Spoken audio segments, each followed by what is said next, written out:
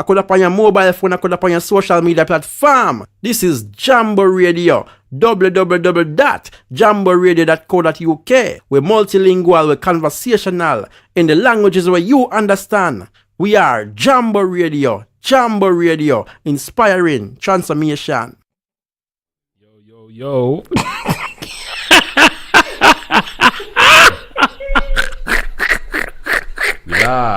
Yeah, we live. Yo, we live, folks. We live. Yes. Episode 5. You know, we still here. We still here, gang. We still here. We ain't been cancelled yet. Right? This time. We ain't been replaced it. You know when they do them shows where they just replace it? Yeah, no, we still here, man. Original OGs. That's not us. That's us. So, obviously, we got a phenomenal guest today. Oof. No. Tell him. First time I saw her play, it was about a year ago. Open mic, Nice and Sleazy. Hey. She also books events at Nice and Sleazy. Oh. Okay, yeah. Plays with a band called Kairisu. I'm Modernistica. Yeah. She about that. Yeah, she like that, man. Okay. She like that. And she's also playing tomorrow at the M4 Festival. Hey, yo, folks, make some noise for Gaia. And the crowd goes wild. Yeah. Also, FYI for all you Jamaicans, Vibes Cartel is free. The boss is up. I'm gassed. I don't think you understand. As a Jamaican right now, it's the best thing ever. But yeah, now guys, about you today, but just know the world boss. The boss is up. Yeah. I didn't really follow him, to be fair. Like, do you follow his music? Sorry. Vibes can't tell. A little bit, yeah. Tiny bit. A little bit. I probably know his tracks, but I couldn't tell you one of his tracks. Oh no, but I see him pop up on my Instagram all the time. Yeah. Whenever I'm like, gonna in a have to doom put scroll. y'all I know on some real stuff, yeah. Because now that he's free, yes sir, I can play his music again. This is the only thing holding you back. Yeah. Yeah, because he's in jail, right? He's in jail. Skip. Nah. I was playing it all the way through. So yeah, now man. Drake holding it down for him, you know. Holding it down 100%. Yeah, Drake seems mad happy. Is that like his guy? Drake was happy that Vibes Cartel's out. Yeah, you know why Drake is happy? Because now he thinks everyone's gonna forget about what Kendrick did to him. Ain't nobody forgetting it. No, that boy got some dirty work done to him. Oh. He got dragged through the mud. One day you know what? That was one of the most exciting weeks of this year for me. Really? Oh my god, I loved Definitely. it. Are you joking? Really? Especially if you had friends who were Drake fans. Ooh. See, I didn't have any friends that was like, really. Like every day was just like someone waiting to pop off. I swear to God. Really? So like it was on verges of like people actually not becoming my friend anymore. Like it was peak. It was deep. I just was like so excited constantly. Like I remember waking up and being like, "Oh my god, Kendrick dropped!" Like I was like on the edge of my seat for a whole week, like waiting for responses. It was amazing. I think this is the fastest Kendrick's ever put music out. Oh yeah, he blessed us. Oh, thank you, Drake. He dropped a whole EP. Oh, that man just because he could, you know, like. And I think I think there's still more in the chamber. Like I think that was not. Oh come on! This guy has proved how calculated he's been. It's actually quite scary. I was like, yo, Kendrick. No lie though, when I saw those like clips of the gig he did, where was it? It was in LA after the Kid on Friends thing. Yeah, and they repeat pop 5 times. 5 times. Then DeMar DeRozan, Russell Westbrook, LeBron. Drake needs to retire. Yeah. Like brother had Crips and Bloods on stage. Kendrick ended it. Being friends. Yeah, Kendrick was like, yeah, bro, Drake, you don't want this. It was literally. Hey, when I seen LeBron, I was like, yo, is that no Drake's homie? Yeah, he was vibing out. Not anymore. Wasn't y'all like, nah, bro, everybody was there. Listen, J. Cole knew when to drop out, and he did the best thing for himself. Schoolboy Q told J. Cole, "This is not your fight. Respectfully back up. This is real hate right now. Kendrick and you are still cool. This is not your fight. Respectfully, back up. Just know when you're outclassed. Do you know what I mean? You need to know. You need to know to pick your fight. Nah, just know when this is not your fight. That's it. This is not your battle. Step away, my boy. This ain't for you. Yeah, I think J. Cole's probably one of the only ones who can go toe to toe with That's Kendrick. what I was thinking as well. But like you're saying, it was one of those ones he realized like, yo, this ain't just like a rap feud. This is hate. This is like hate. They hate. This is real life hate. This is real life hate. I don't need to be a part of that. People were hitting under the belt. Belt. Like, but also low key, knees. I feel like you kind of needed that. I don't know. I feel like I'm not gonna lie. I feel like rap was missing that for yeah. Like even I was like, you're not really seen that since like Biggie and Tupac. Yeah, you know what I mean? Like proper. Like I'm coming for you. That's what I said. Someone might die. Like, yeah, honestly, like that's bro, what Drake's I said. house got shot up like the week after. Yeah. Okay, so you know, Yeah, I don't know. Long live hip hop. I was saying that. I was like, the last time I felt this much hate was Who Shot You. Yeah, for real. The last time I felt like, yo, he really like in it came his from soul the of soul. yeah. He's been wanting this. He's been ready. Yeah. He's been waiting for him to jump. Bro, who shot you? Okay, cool. Yeah. But what was the Tupac response? What was the Tupac track back? First off, yeah, let me keep you right. West side. I think that one was worse. You right? Yeah. Yeah. I think that one was worse because apparently Tupac wasn't lying. No. Apparently, Biggie said he didn't write that for Tupac. It was just a song he wrote before. Yeah, So- I've heard that. I've heard that. Right. Okay. So Tupac had the beef wrote with Biggie. what he wrote for Biggie though. Yeah, exactly. Oh, yeah. He was like, yo, this is for you. Yeah. But I think there was a lot of people in Tupac's ear like, yo, you need to, especially Suge, bro. Suge in your corner. That's a... He's like, he's come for you. Suge's always on smoke, bro. Yeah. Suge ain't ducking no smoke. You know what's on there. Like, that man, he's literally serving life because he don't know when to just walk away. Literally. Have you seen that video of him in the club and he's dancing with a girl where he's like choking her out? Yeah, Suge has no chill. Suge is like, yeah. Suge Knight is a special. He's a special kind of man. Special individual. Yeah. Enough about these West Coast. Yeah, that's what we'll leave it at. Let's talk about what's like. Gaia. What's your kind of upbringing with hip hop? Like, where did it start for you? See, I feel like it came kind of later for me. I grew up, so my dad's white, my mom's black, and she's from the U.S. She's from the East Coast, and the East Coast. Brought me up on a lot of like soul music, a lot of soul music, a lot of even like disco, like Whereabouts all early. in the East Coast? So my mom grew up in DC. So she's from Iowa, but grew up in DC, and Washington D.C. on the East Coast. What do you mean? It's alright. We gonna call that East. We gonna call that like mid. I don't know, the middle. No. I think the Americans should know. No. Do you want me to get you a map? I think you could. You could. Are you thinking Is of this another Washington poll? State? You could. Let me get some more. It's alright. We'll cut that out. We'll edit it out. Don't edit that out. Let me get humble. Don't edit that out. Let me get humble. But no, so she was like my first like introduction, because my dad doesn't really listen to music, but she was my first like real introduction to music.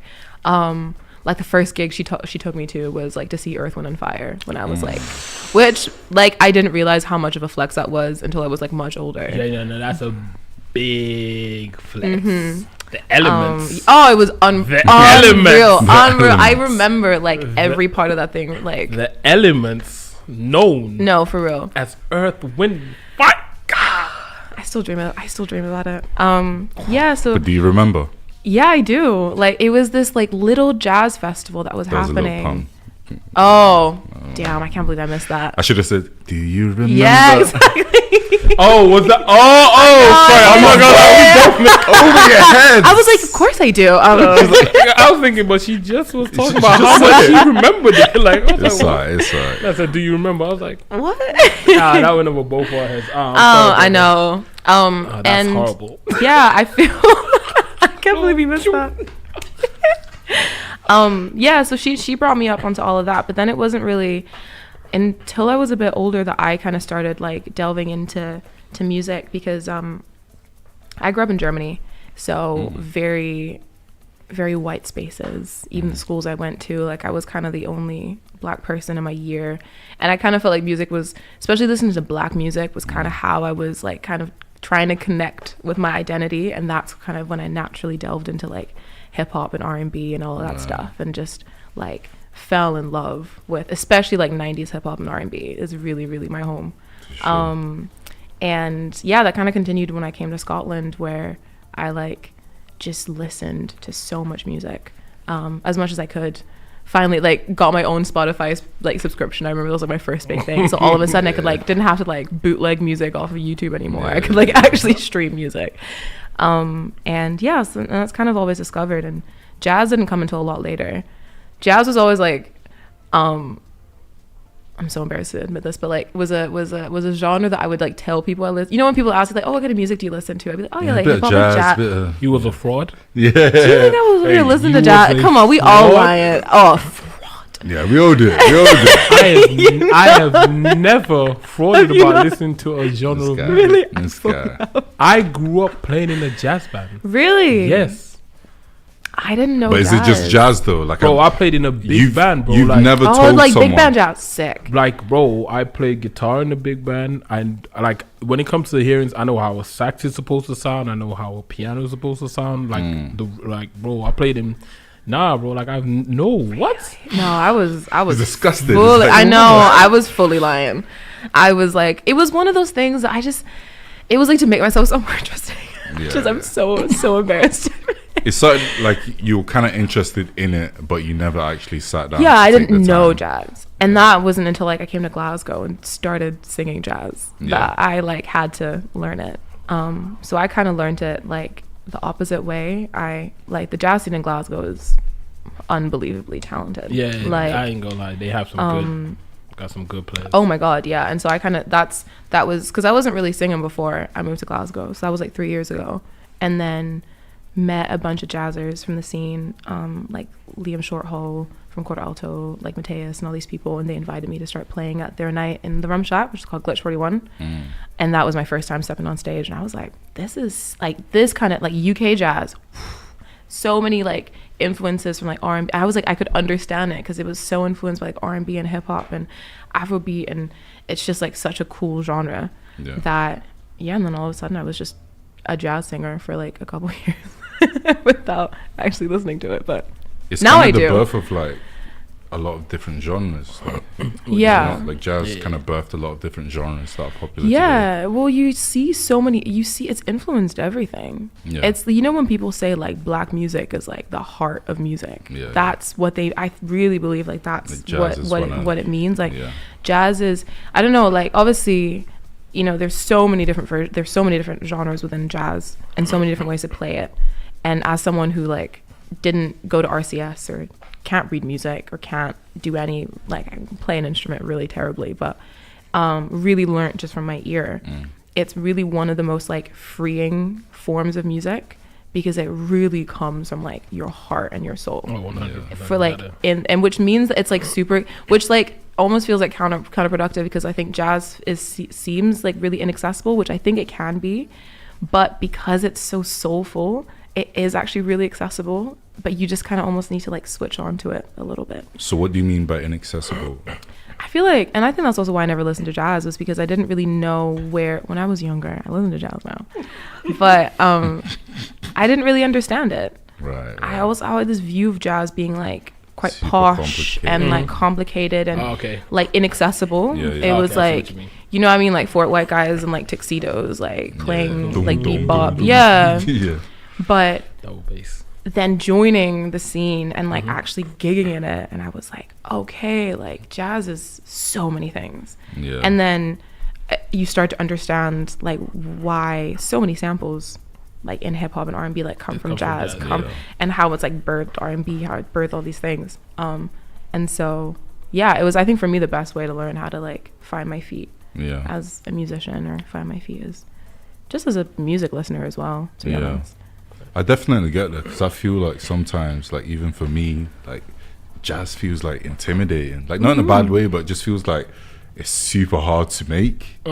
It's just super hard to like just get into, because I've been like approached a few times to like do kind of jazz gigs where I just kind of jump on and there's a live band Please playing, and I just kind of rap over it. But I'm just You need to do it. Do it, I'm bro. a bit That's scared. Do it, Bro, bro. I'm just that's kind of one like, of the I don't things. know. I feel like that's one of Yeah. the things that I think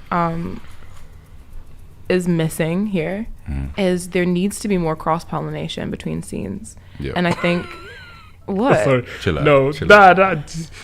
That's this guy's like I've slogan. been having this sorry. Oh yeah, don't for get him real. started. No, For yeah, I won't real. get started. But to be I won't get honest, like started.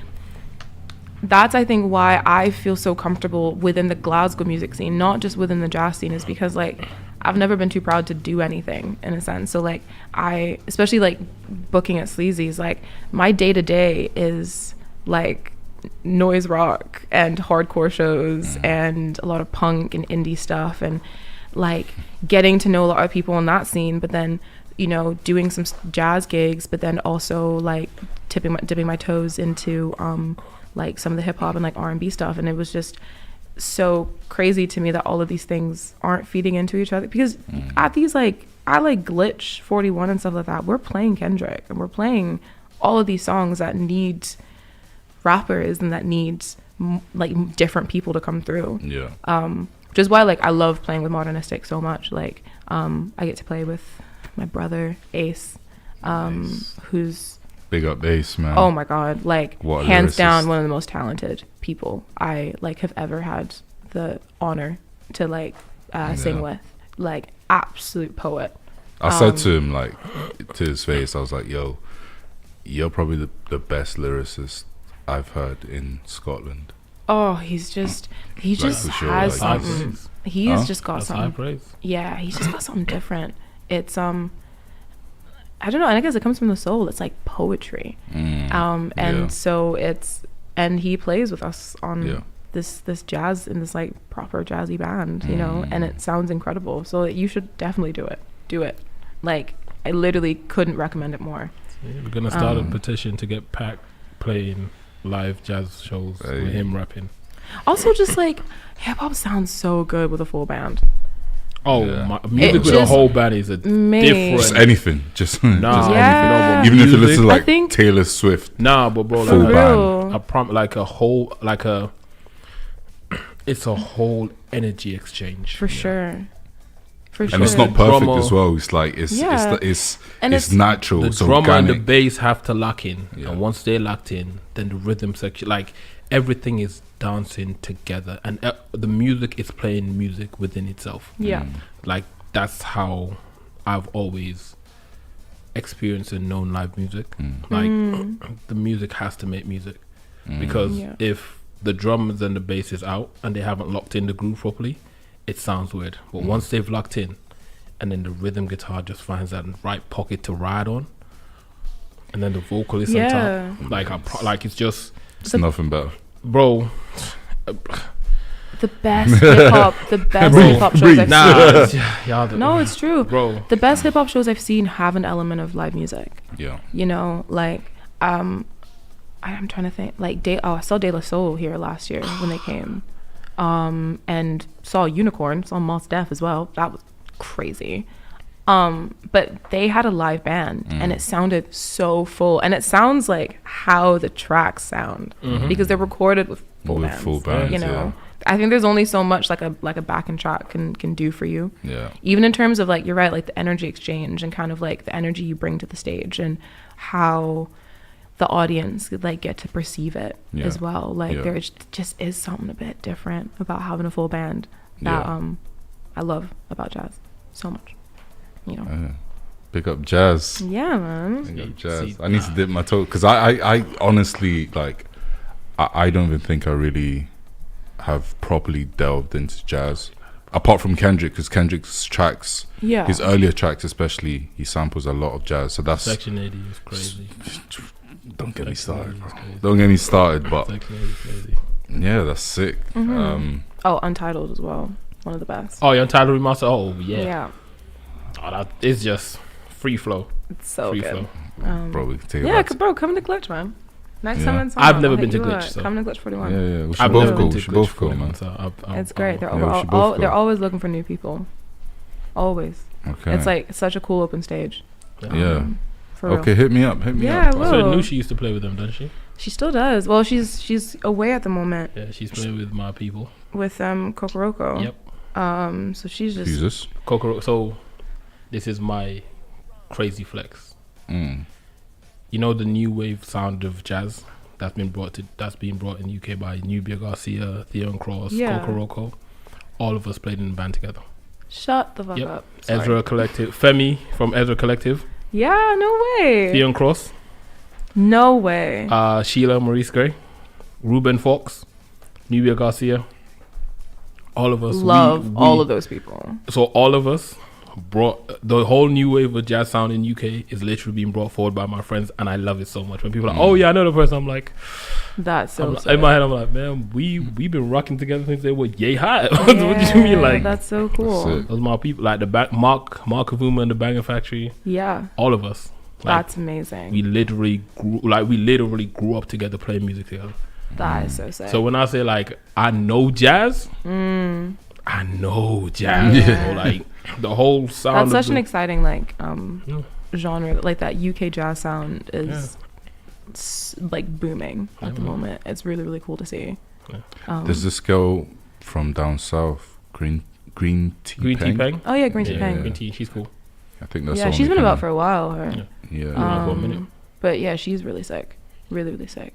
Yeah, my cousin kind of vaguely knows her type thing. I think we went to some event a few years ago, but that's the only person Yeah. in the UK kind of jazz scene that I know. You gotta, Oh, there's so and, many. And I'm more invested in it because I've known these guys Yeah. and like we spent summer schools together, like just playing music, and I've seen them like Like grow and develop. for me, it's like it's bigger because it's like I'm like, man, like, y'all been dope since then, y'all still dope now. It's like for me, it's like I love seeing when everyone is excited about my friends. I get more excited with people knowing my friends than people knowing me. So I'm like, oh, I'm like a Especially huge when fan. they tell I'm you. like a fan. Of like, Yeah, as you should. You gotta hype up your friends, Yeah. man. super gas, like super gas. So yeah, man. It's I mean, not that's as so big sick. as like it's not that mainstream though. What? No, Like it is, jazz? bro. Is it? No, Am I just missing? In the UK, like, there's been it's kind of exploded. I mean, Ezra literally won a Mercury Prize last year. Ezra Collective won a Mercury Prize last okay. year. Quarter Alto are nominated for a Yeah. Mercury Prize this year. So Yeah, like, bro, like it's big. Like the UK jazz scene is crazy big, bro. yeah, it's been like I mean, it's really at the moment like really centralized in London. Right. Yeah. So like you're not seeing that much of it in Scotland, but even like the Scottish jazz scene is really exciting at the moment as well. Like okay. you've got a lot of really cool projects coming out, like Quarto, like bands called like Azamaya, Aritsugi. Is that with India Blue? Yeah, India Blue's a phenomenal she's singer. unreal. Oh my god, Unreal, that girl. her vocals. Yeah, man, I That need whole to band's tap in. amazing. Yeah. Nah, bro, her That's a tap vocals. The first time I heard her sing, it was the night y'all had sleazies, and I heard her sing.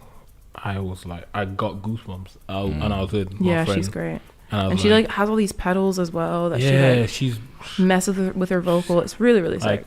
I felt like when she sung, that was the first time in Glasgow I felt, yo, this is the music I am used to. First time ever. I Where's was she like, from? Is she Scottish? She's from Half London, Scottish? actually. Yeah. She's from London. That's why. moved That's up why to- I heard it and I was Yeah. like, home. Like I felt. She's from London, moved home. up to Glasgow, but she's based up here, yeah. she's based Right, up right. here. Yeah. But yeah, Okay. Azamaya are doing some really cool stuff. This band called Aritsugi as well, that just released their first, like I think their debut album, I want to say, are amazing. Someone to follow is Rebecca Vassmont. So she runs a label, and it's kind of like the only like jazz label in Glasgow. Glasgow. And most of these releases have happened through her. To her label, yeah. So yeah, it's just you got to tap in, man. It's Yeah, really I need to tap exciting. in. It's really exciting. That's it. It's been kind of cool this year, especially for Scottish jazz, like to see it kind of boom. Blossom, yeah. Yeah, and you got like boys like Kai Rizu as well that have just been around for ages and are like the best like groove jazz hip hop band ever. Just gotta tap in, my boy. I'm telling you. Yeah, Like, what was it? 2-3 Sundays ago? I was walking by the box, and I heard, because I know that they were having I didn't know they were having an open mic. Oh yeah. It was after Crep City actually. I'm walking by the box, bro. I heard a bass line that was so. That's probably gonna be Luca Pisano. Italian guy. Yeah, that was him. Bro, that bass. I heard that bass play, and I'm like, whoever's playing this bass knows how to play a bass. Bro, I walked in and I was there for the whole night. I told him, hey man, I only came here because I heard you on that bass line, bro. You know how to make this do his thing, bro. So he plays in Quad Alto as well. Yeah, see? Crazy. He crazy talented, him. Bro. Amazing guitarist as well. Like, so good. So good. Bro. Yeah, he's something else. Yeah, nah. See, when it comes to live music, I'm a snob. And the reason I'm a snob is because I've spent so much time being around really good live music. And like being around like phenomenal players and like listening to phenomenal music. Yeah. So like when someone plays, I can hear, oh, you and your instrument have like there's a connection there. If it ain't there, like it's like, okay, cool, you can play. Yeah, but you can't play. Like you can play as in like technically there's cool, like, you know what to do. There's learning how to play, then there's knowing how to play. You ain't locked in like that. You're aware of what you're doing, like, oh, you know scales, you know the key, you know how to move around, but like you ain't like you can't make the music move to make people move. You just made the music move because this is how it's supposed to move.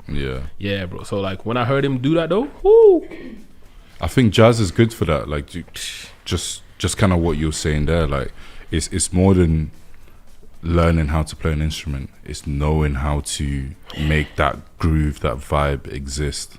I think jazz is a lot of that. It's like it's making the instrument feel something, if that makes sense. Like the instrument needs to feel something. Yeah, for sure. I mean, I think especially like on a like a vocalist side, like my idols are people like Etta James, you know, who like, I don't want to call it ugly singing because I think it's the most beautiful stuff, but it's like, do you know what I mean? That in your but it's like soul. It's not like technically anything crazy, but it's so powerful. So powerful. And the choices she makes and the way that she like enunciates and all these things, it's like unbelievable.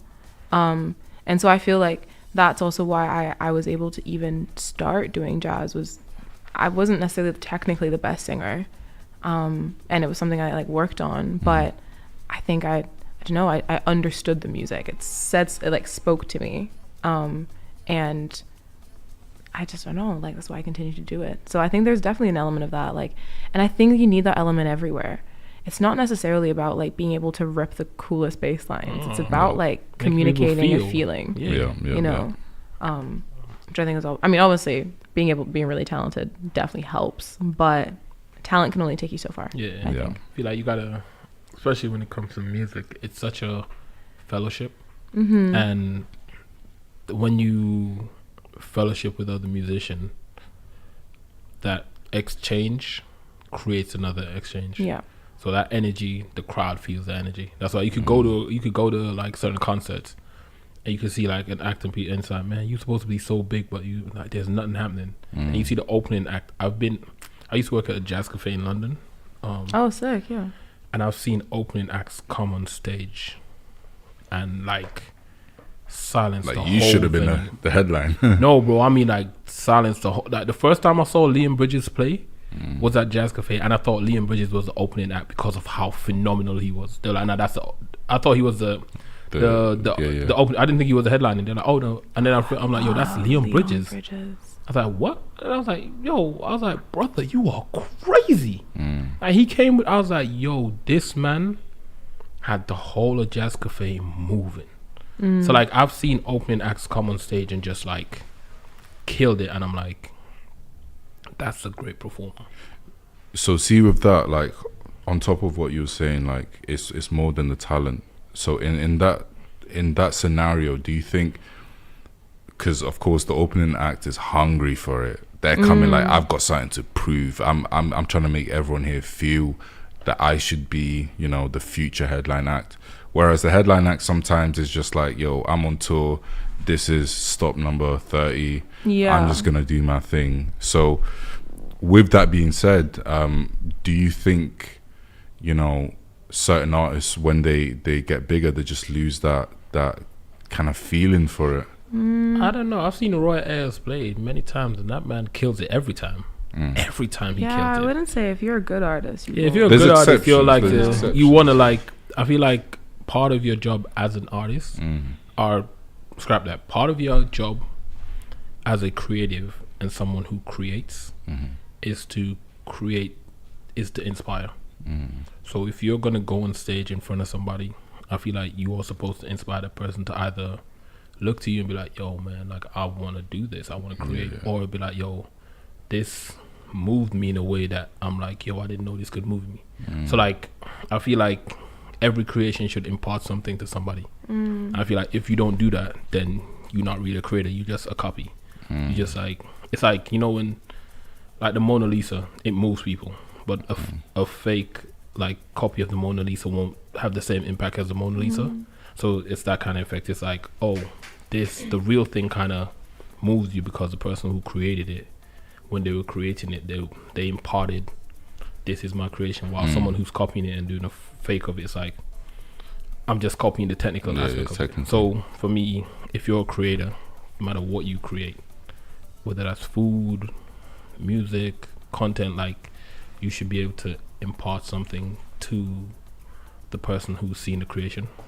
That's how I look at art in general as a whole. Like if I'm going to create something, I want it to feel something. I want people to be like, yo, I remember the first time I heard this, or I remember the first time I saw this, or I remember the first time I saw, you know what I'm saying? Like I want them to feel and be like, yo, that's beauty. You know what I'm saying? Like anything else for me, it's like, why you might have don't do it, like you might as well just like it's all good. Just be a fan, be a fan, bro. Just be a fan. Like and it's get cool. off that stage. Just be a fan. And it's cool to be a fan. Like it's cool to be a fan. Everyone like it's we need cool fans. Because you want people. If to you're a musician and you don't have like, fans, then what's the point? But we need listeners to appreciate the art that we make for 100%. It to be meaningful. But with that, so you sing live, but do you also make your own music?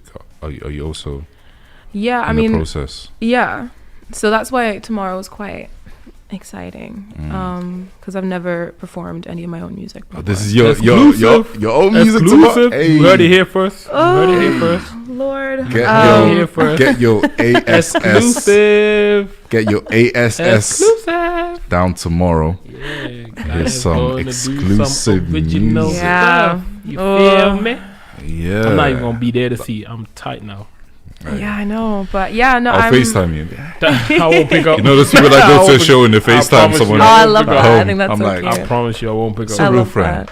Because you do that, I'm just gonna be like, man, look at the hoop. Look at where I'm gonna show you all the hooping shit I'm doing. I'm like, bro, hey, we'll share the experience. I'm trying to see where you're at as well. But no, that's sick. So so I've been it's interesting because so obviously I kind of only started doing music when I moved here, which was 3 years ago, and I kind of didn't take it very seriously. I loved doing it, but it wasn't ever really something I thought would become anything. So I was just gigging, joining other people's bands, singing for other people, and I was super happy doing that. And then I don't know, this year kind of got the itch where I was like, okay, I want to start writing. It's time. I've got enough experience now, I think, of how I want to sound and how I want my music to sound. So I got together. I'm again very blessed to be surrounded by very talented people, and just did some writing sessions with some friends. One of them especially, Ross Taylor, really talented keyboard player. We would just sit in his house and write for hours and hours, and then just been workshopping them a lot. And now I've got basically my first set that I'm doing tomorrow. I'm so gassed. That's major. It's a good place. A good place to. It's a good place to start out. Festival. I know. So I'm gonna be joined. It's gonna be acoustic, quite set back. Joined with my pal James Mackay on guitar, who's an insanely good guitarist. And we did our final rehearsal 2 days ago, and it's sounding good. Nice. Good. I'm with that. Man. Yeah. I ain't gonna be there, but I know I know the show gonna be lit, man. I hope so. Yeah. I don't want to give too much away, but I'm very proud of it. It's very intimate. It's very me, and it's like R&B, neo soul, jazz, and just that's what I was gonna ask. Y'all better be Yeah, there tomorrow. The vibe I gotta is, find out tomorrow. Though. Be there to be able to yeah, be there the vibe tomorrow. is the vibe is just me. I don't know. Like some of the songs are maybe closer to like maybe like straight neo soul. Some of them are more experimental, more like spiritually jazz vibes. And yeah, some of them are a bit more soulful, and yeah, it's I'm so aghast. I'm like really just can't wait to just like give it away to people now. Yeah. And yeah. So that's me, man. So It'll be good. So does that mean you're like gearing up for a single release then? Is that what you're trying to say?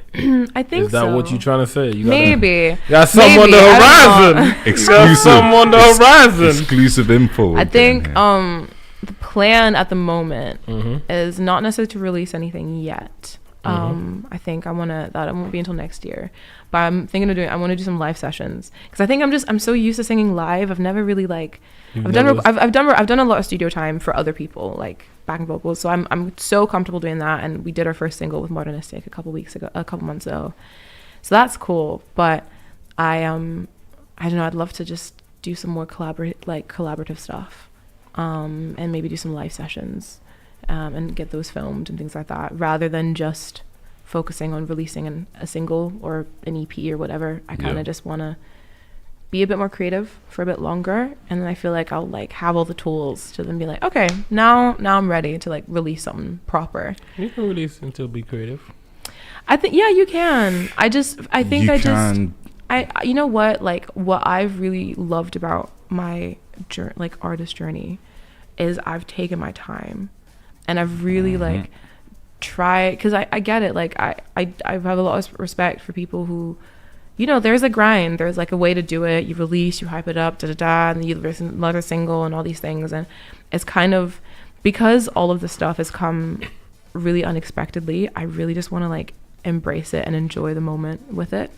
And not necessarily like spoil it by stressing myself out with deadlines and having to release things. I want to keep it really sacred because I love it so much. So at the moment, like this BEM show, like obviously tomorrow's coming up and I'm so excited, and then after that, I don't know, recalibrate, see where I'm at, see what I want to do, and like really take my time, because I feel like that's also why I've been able to come up with good stuff, is because people have been asking me to like write music for years now, and I like wasn't ready. I wasn't ready, and now I am, and this amazing opportunity has come up to like do this festival, which probably wouldn't have come up last year. So I'm very big, and like it'll come when it comes, and it'll come in the best way for me when it does. Definitely. But there'll be a single at some point. Don't worry. Cool. I'm not. See, my thing is this, and this is my one advice to a lot of artists, especially if you are upcoming. And I always say this, especially when I'm working with artists. They're like, "Oh, I got this deadline." I'm like, "Who is waiting on you?" Yeah. Like, really, who's waiting on you? For real. You ain't got no label. I've had to work to label deadlines. You don't have a label behind you. The people who waiting, if they waiting on something, you got stuff out, tell them to run that up. Let them run that up till the new stuff comes. So yeah, exactly. I always find it interesting where artists who haven't got like a label backing and it's just them, like stress themselves out, because I'm like, you stressing yourself out for no reason. The only person who's put this deadline on yourself is you. There's nobody funding this but you. There's nobody telling you got to do this by this time. You're putting yourself in this position saying, I need to do this by this time, by this time, by this time. Yeah. One thing I don't do is rush music. Like, no, totally. I feel like the best version of anything is gonna come out in the time it's supposed to come out. So you like a feeling, endeavor to create the best version, or create a space where the best version of that thing can come out. And then once it's finished and you release it, it's gonna be the best it can be at that time. Then you can look back and be like, okay, cool, you know, for the next one I want to try this. That's different. But like anytime artists like put deadline on themselves, I'm like, oh, my next question is like, you got a label? No. So why you? Oh, because you know that you're not even feeding the algorithm right. Yeah. Like, a lot of people, when they release stuff, they definitely don't feed the algorithm right for it to be like, okay, I have this deadline. You're not even feeding the algorithm right. So if you're not even going to feed the algorithm right, bro, there's no point in you just like putting a deadline. Just like, I'm gonna release this. I'm gonna have at least this many songs in the back. I'm gonna release this. See what happens. Release that. See what happens. If you're gonna feed the algorithm right, you need to actually release every 8 to 12 weeks to actually feed the algorithm right. And that's the thing. I think I just didn't want to deal with any of that. Yes. Or I don't at the moment. Like, it's such a sacred thing to me right now, and it's like giving me so much joy and healing. And what I'm doing, I think it's with music. I don't know, like, I've never had any crazy aspirations with it. I want it to be my thing. And if like, okay, one day I'm like, okay, this is what I want to do, and I'm gonna headline Wembley, like, I'll make it happen for myself. But at the moment, I'm really enjoying the journey I've been on, you know, of getting to play with so many ensembles and be in music and live and breathe music so much, like day to day, that I'm comfortable with this. Like, I'm cool with this. And the releases will come when they come. And because I want to do it right. I want to do it my way, and I want to do it right. And I want the music to actually represent like what's in my brain, and not just be like, because normally I would have been like, okay, right, I've got the SPEM show, so then I should release something a couple weeks after, just to make it make sense and man, follow up and this. Really? And that's the thought process. That's what sometimes, but I would definitely. That's what I was being told. Like, people were like, yeah, well, because it's my first, it's like my debut show, you know. So then you kind of want to make the most out. Yeah. Oh, okay. I want people, like, if people look me up, like, I want there to be music out. Like, I don't want to deal with all that. So I'm gonna do my show, and then who gave you that advice? People. Who people? Why you think that's bad advice? Let me cuss them people one by one. Who people? Name them right now. I'm not naming anyone. Nah. It's not bad advice though. No, it is. No, it's not bad advice. It is. It's not bad advice. It is. Depending on your situation. It's bad advice. It's not bad advice, bro.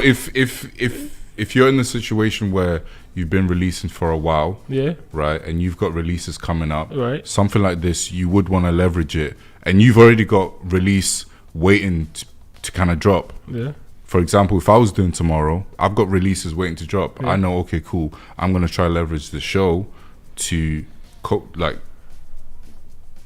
with my release type of thing, like to make it make sense. But what she's saying is, she's got all the time she needs. She doesn't need to start rushing. If people enjoy you enough tomorrow, they're gonna wait and be like, yo, when's that single? Even if it's next year, they're gonna be like, yo, when's that? So it's not bad advice, but nah, it's not bad advice. It's not bad advice. It just depends where you are, and that's why I was gonna say, like, I definitely co-sign new artists taking their time, because it's like it's even like you said, one, no one's waiting for you, but even for me personally, the most freeing, like you said, and like quote unquote best music I made was when I was in my bedroom and no one cared about the name, you know, the whatever pack means in Scotland, but no one, you know, expected me to be on a show or expected me to hit some certain streaming numbers to mean that I'm like doing something, you know what I mean? It was just me and my boys like, yo, I got this song. I sent it to them. They're like, yo, this is crazy. You know what I mean? Keeps it so pure as well. It keeps it so pure. But the more you kind of go through this machine of the music industry, bro, if she had a manager, that's what the advice the manager would probably tell her. And I would tell your manager that's bad advice. You know, some managers have a vision. Some managers, I'm speaking from 7 years of experience of working at a high level in music. But some managers, you know what I'm saying? Like, I'm speaking from, like, sometimes I do my opinions are crazy, but like I can only speak from my experience, and the reason why I would say that's bad advice is because of this, right? If you are gonna perform at a show, 9 times out of 10, what you're performing is your discovery anyway. Unless you have a new song and you're like, oh, this is something new I've been working on, let me know what you think, then you tease it to the crowd. But if you're going to perform, you're performing a discovery. So if they like you, go listen to your discovery. You don't have to release anything, because they can literally listen to your discovery if you have stuff out already. If you don't have stuff out, what that means, the leverage is, oh, let me now post snippets of this on IG. People are going to listen and be like, oh, I want this. When you have enough people saying, oh, I need this now, it's like, all right, cool, I'm going to throw y'all a bone. that's the leverage. You don't need to release anything because what it is it's the anticipation. Like there's what's it called? You know, like when you've waited, there's a point where you've waited for something for so long, you're invested in it, you can't back out. So you just see it through to the end. That's the leverage. You get them to the point where they're like, oh man, I'm so invested in this now, I don't want to back out. And then when it comes out, it's like, oh yeah. There's an artist I work with in the States. Her name is Logan Woods. Logan's awesome. Logan sent me a bunch of songs. She does R&B. All of the songs were crazy. Every single song she sent me, crazy. She said, yo, there's this song, everybody's doing it. I'm like, look, this is what we're going to do. We're going to keep teasing them with it. They're going to have to do this and this and this and this before they get the song. Everything I said, we did. She's like, yo, but they really want. I'm like, no.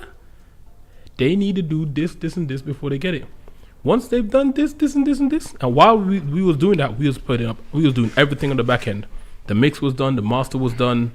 She was planning photo shoot, release. So that gave her so much more time to not stress over anything because it's like we know the release. Like while she was teasing them, the mix was already finished. Everything else was done already. The tease was to see how much people are so invested. To see, okay, when this comes out, what's the numbers gonna look like? Yeah, you know what I'm saying? But see, this is the thing though. This is the thing. So for you, would you rather release music in the next 6 months, right, or start teasing it for the next 6 months on social media? What type of artists do you feel like? Because someone could argue that's bad advice. Yeah, because not everyone wants to start posting, and that's still part of a machine. You're feeding the algorithm and like having to keep up with posting it for people, and not for everyone, right? But sometimes, like, advice that I've not been given but I've heard is like, for a new artist, you're better just releasing a song and then doing promotion, because a lot of the time new artists or kind of small grassroots artists like ourselves, you do so much promotion, then by the time you release it, no one really even cares. Like, people gas up, this is sick. But when it comes to release, who's actually gonna go and actually listen to it? But that's why you see who's at the point. Not everyone. Who's at the point where it's like, man, it's like, you know, when you're in if you're in a line and it's like, you got halfway to the line, you can't back out now, because it's like, if I go back, I have to start back from the end. But if you're halfway there, it's like, and I've made 50%, I can wait the other 50. Like, you're in that space. So that's the whole point of that. Like, and yeah, that's interesting. Yeah, it's not even. I hear what you're saying, but for me, it depends on what kind of music you want to make. Are you trying to be and what type of artist? Are you trying to be here today, gone tomorrow? Or are you trying to be here today, here forever?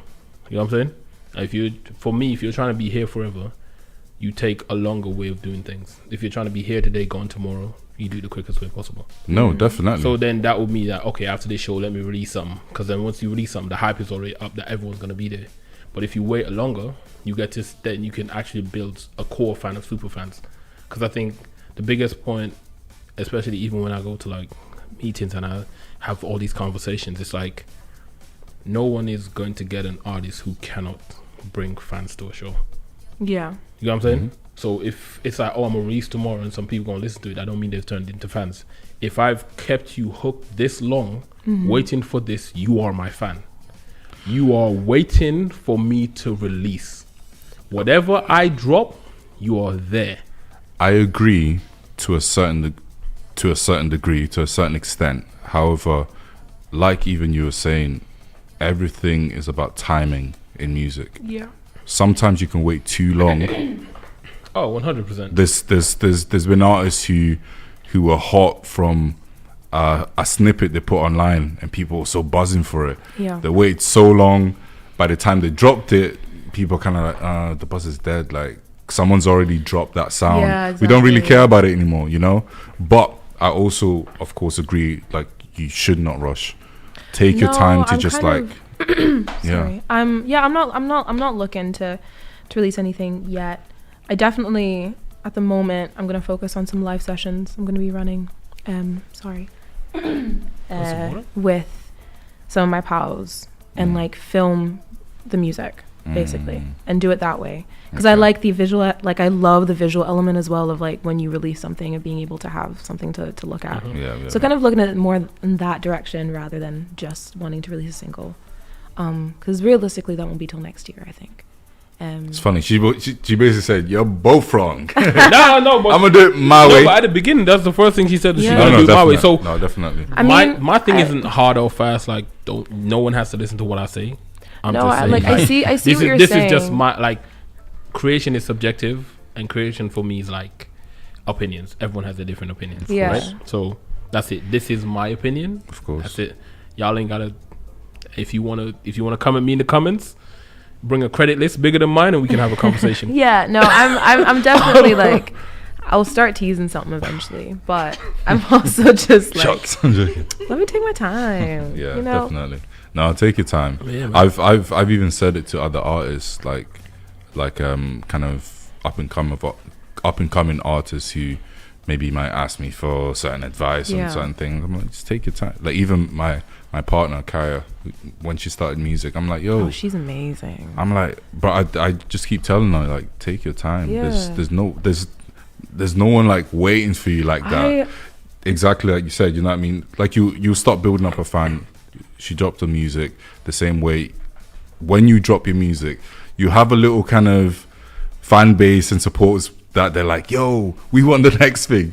It's always the fans. It's mostly the fans like, yo, when you dropping next? But but they just want content, especially nowadays when content is so like key nowadays. fast food, you know what I mean? It's just like bam, So bam, key. bam, bam, all Like, the how time. do you retain attention? How do you keep people Yeah. involved in what you're doing? But that's even more reason to take your time. I got really good advice from my partner, who's a musician as well, and he has always said, and this is kind of something that I hold on myself, like with everything I do with music, is I think we were having a conversation about jealousy in music and this idea that like you feel like some people get something that you deserve, da da da. And he said to me, he's like, it's such a myth that there's a limited amount of seats at the table. I love that, man. Right. Whoever. I love. hey. Shout out Marcus. Yeah. Hey, yo.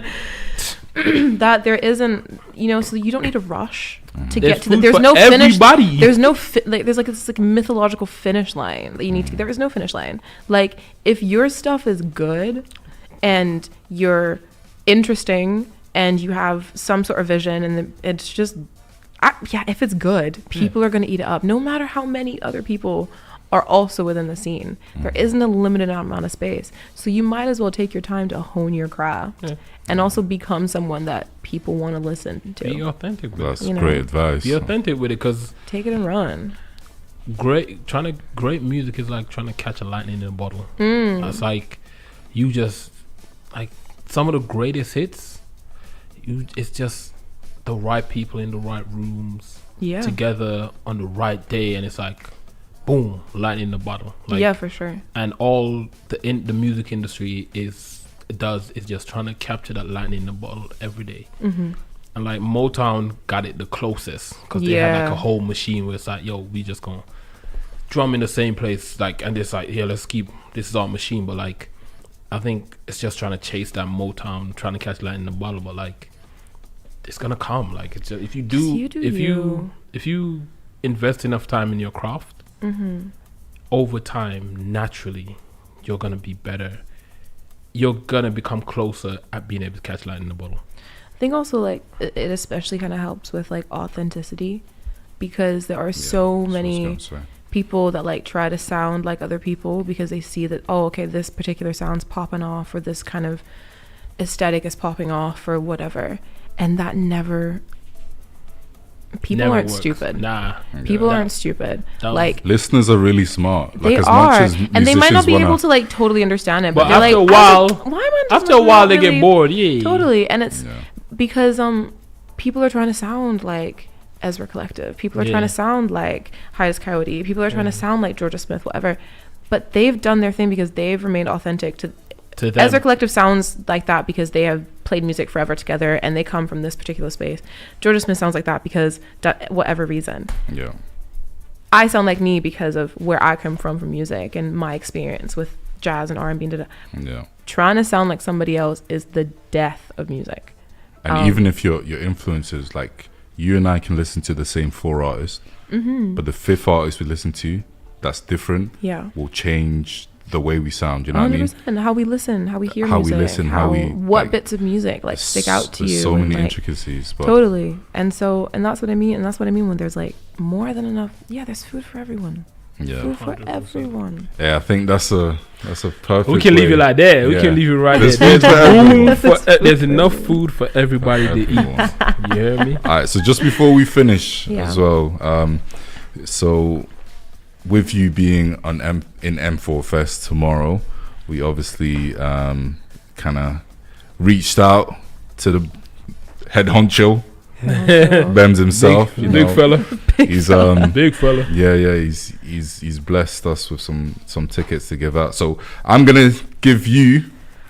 I'm gonna let you. You got the do the honors. Sweating all of a sudden. Okay. Right. So you just tap the screen and then there's whoever it stops at. Yeah. That's the winner. Yeah. We're gonna announce it on IG and everything. Oh, she's gone for it. I thought you were gonna give some suspense. Oh my god, no! I can't. Oh, I can't look at it. Have we got a winner? What color is it? It's red. Red. Safari. Hey. Red. Congratulations, Safari. Congratulations. Hey, well done. See you tomorrow, babe. Wow. No, yeah. Just look. Make sure the screen can see. That's it. Yeah. There you go. That's the winner. We see that's bright tough. and early. That is tough. Wow. There we go. Wow. Oh yeah, that's good. There we go. Wow. So you seen this life? In this life is good. Sometimes be third lucky, charm my friend. sometimes third charm is not the charm. Oh, but, no. You're boying it. You're boying it. Shut your mouth. But no, guys, thank you very much. This is the end. Thanks for having me. Yeah, Thank you for coming on. Nah, this was a wholesome conversation, actually. This is a really very wholesome. Yeah, this is one of our best conversations. Yeah, very wholesome. Yeah, I'll be back You anytime. got to see a bit in my brain, which I don't like, but hey, we here. We here. Wow. You know where we're gonna be next week, same time. Same and we're time, gonna same have place. another cool guest. Enjoy the rest of your Friday evening. I gotta go to London. And Gaia, good luck tomorrow. Oh my god, on the thanks. show. Yeah. Oh yeah. M4 Thanks. Festival I'm tomorrow. so excited. Yeah. Yeah, catch you all. Gonna be Are you crazy. coming? Y'all better I'ma find be yourself there. Hey, there. all right, sick. Bad I'll see you I'ma be tomorrow. Glasgow, find yourself there 3 till Like 11. whenever it finishes. Free Yeah. to late. Midnight? Free to late. Yeah, Late, till yeah. late. Scotland's late is 10 p.m. Later, folks.